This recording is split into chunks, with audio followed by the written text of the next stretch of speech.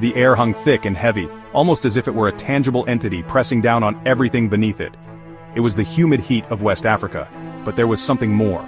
A suffocating dread that seemed to seep into every corner of life. Liberia, a nation birthed from the hope of freedom, was drowning in its own blood. The dream of a new beginning had turned into a nightmare. From 1989 to 2003, the country was ravaged by not one, but two civil wars. These wars tore apart families, communities, and the very fabric of society. They were conflicts marked by unimaginable cruelty, where the line between man and monster blurred. Atrocities became commonplace and the world watched in horror.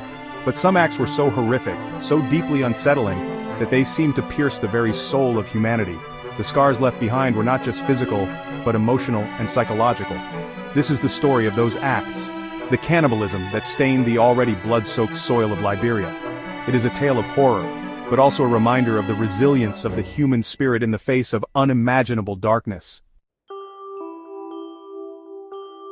Charles Taylor. The name hung like a shroud over Liberia, a symbol of both hope and dread. To some, he was a charismatic leader, a man who promised to bring change to a nation long plagued by corruption and mismanagement. But to many others, he was the harbinger of chaos, a figure whose rise to power would plunge Liberia into one of its darkest chapters. A former government official, Taylor had a knack for exploiting the simmering resentments and deep-seated divisions within Liberian society. He understood the power of rhetoric and used it to galvanize support among those who felt marginalized and oppressed. These divisions were not new. They had been festering for decades, fueled by a history of inequality and injustice. Taylor's genius lay in his ability to tap into these grievances, to present himself as the voice of the disenfranchised. He painted himself as a liberator, a champion of the oppressed. His speeches were filled with promises of a new dawn, a future where every Liberian would have a stake in the nation's prosperity. But behind the mask of revolution lay a chilling ambition. Taylor was not content with mere reform. He sought absolute power. His vision for Liberia was one where he reigned supreme, unchallenged and unopposed. Power at any cost was his ultimate goal. To achieve it, he was willing to employ any means necessary, no matter how ruthless or brutal. The NPFL, fueled by Taylor's rhetoric and armed with stolen weapons, tore through Liberia. They were a force of destruction, leaving a trail of devastation in their wake. Their tactics were as brutal as they were effective. They employed a scorched earth policy, burning villages to the ground and leaving nothing but ashes and despair. Villages were razed, civilians massacred, and children forced into their ranks. The NPFL's reign of terror spared no one, not even the most vulnerable. They were masters of psychological warfare. They understood that true power lay not just in physical domination, but in breaking the spirit of their enemies. They used fear as a weapon, employing tactics designed to instill terror and hopelessness. The mere mention of the NPFL was enough to send shivers down the spines of Liberians. And what better way to break the human spirit than through the unspeakable act of cannibalism? This was not just a tactic of war, it was a psychological assault, a way to dehumanize their enemies and assert their dominance. Stories of the NPFL's atrocities spread like wildfire. The tales of their brutality were almost too horrific to believe, yet they were all too real for those who lived through them. They would disembowel their victims, often while still alive. The sheer savagery of their actions was meant to send a clear message: resistance was futile. They would consume their hearts, a symbolic act meant to imbue them with their enemy's strength. This was not just about physical sustenance, it was a ritual of power, a way to absorb the essence of those they had defeated. There were even whispers of ritualistic killings, where body parts were harvested for use in ceremonies designed to grant invincibility in battle. These rituals were shrouded in secrecy, adding to the aura of fear that surrounded the NPFL. It was a descent into a primal darkness, a chilling reminder of the fragility of civilization. The horrors of the NPFL's reign left an indelible mark on Liberia, a scar that would take generations to heal. The act of cannibalism throughout history has often been shrouded in myth and misunderstanding. It is a subject that evokes a visceral reaction, a deep-seated horror that transcends cultural boundaries.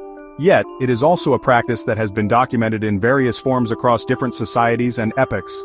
Some anthropologists argue that in certain ancient cultures it was practiced as a ritualistic expression of grief or a way to honor the dead. In these societies, consuming the flesh of a loved one was seen as a final act of communion, a way to keep the deceased within the community, both spiritually and physically. But in the context of the Liberian Civil Wars, it took on a far more sinister meaning. Here, cannibalism was not about reverence or tradition. It was about power, control, and the ultimate form of psychological warfare. This was not about reverence or tradition, it was about power. The warlords and soldiers who engaged in these acts did so to instill fear, to break the spirit of their enemies, and to assert their dominance in the most brutal way imaginable. It was about inflicting the maximum amount of psychological damage. The mere threat of cannibalism was enough to paralyze entire communities with fear, to make them compliant and submissive. Imagine, if you will, being a captured enemy soldier. You are surrounded by your tormentors, their eyes gleaming with a terrifying mix of fanaticism and bloodlust. The air is thick with the scent of sweat and fear, and you can feel the weight of their hatred bearing down on you. You are surrounded by your tormentors, their eyes gleaming with a terrifying mix of fanaticism and bloodlust. They are singing war songs, their voices raw with excitement. The sound is deafening, a cacophony of rage and anticipation. They are singing war songs, their voices raw with excitement. The rhythm of their chants is hypnotic, almost mesmerizing, but you know it heralds something far more sinister. You know your time is short, but nothing can prepare you for what happens next. The brutal efficiency with which they end your life. The casual way they speak amongst themselves as they prepare your remains. The brutal efficiency with which they end your life. The act is swift, merciless, and devoid of any semblance of humanity. The casual way they speak amongst themselves as they prepare your remains. It is as if they are discussing the weather, not the desecration of a human body. The casual way they speak amongst themselves as they prepare your remains. The horrifying realization that they are going to eat you. This is not just an act of violence, it is a statement, a declaration of their absolute power over you. The horrifying realization that they are going to eat you. It's not just the act itself that is so deeply unsettling, it's the psychological impact, the knowledge that your enemies are capable of such barbarity. It's not just the act itself that is so deeply unsettling, it's the psychological impact, the knowledge that your enemies are capable of such barbarity, that they see you not as a human being but as a source of sustenance and a symbol to be desecrated. It's the psychological impact, the knowledge that your enemies are capable of such barbarity, that they see you not as a human being, but as a source of sustenance and a symbol to be desecrated. This dehumanization is a powerful tool of war, one that leaves deep, lasting scars on the psyche of those who survive. That they see you not as a human being, but as a source of sustenance and a symbol to be desecrated. It's a terror that seeps into your bones that makes you question the very nature of humanity. It forces you to confront the darkest aspects of human nature, to grapple with the reality that such evil exists. It's a terror that seeps into your bones that makes you question the very nature of humanity. In the end, the true horror of cannibalism in the context of war is not just the act itself, but the profound psychological damage it inflicts. It is a reminder of the depths to which humanity can sink, and a call to remember the importance of compassion and empathy in the face of such darkness.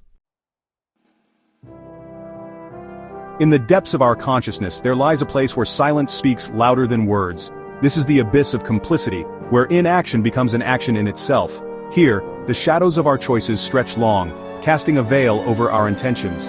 It's in this space that we must confront the uncomfortable truth, that sometimes doing nothing is the greatest act of all.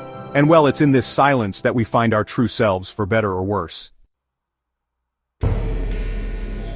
The dark underbelly of society often reveals itself through the lens of addiction and moral decay. Drugs and alcohol, once seen as mere vices, become chains that bind individuals to a life of depravity. The consequences are far-reaching, affecting not just the users but their families and communities as well.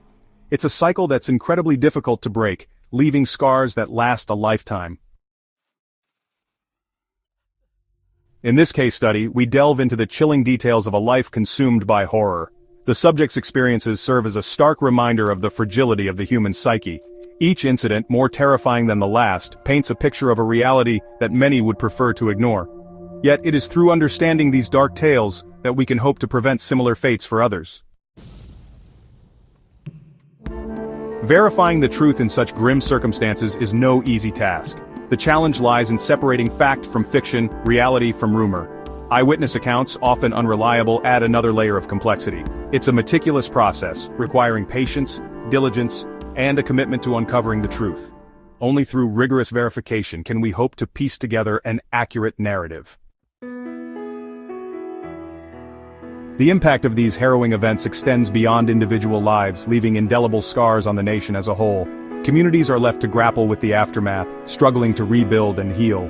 The collective trauma shapes national identity, influencing policy and societal norms. It's a somber reminder that the actions of a few can reverberate through an entire country, altering its course for generations to come.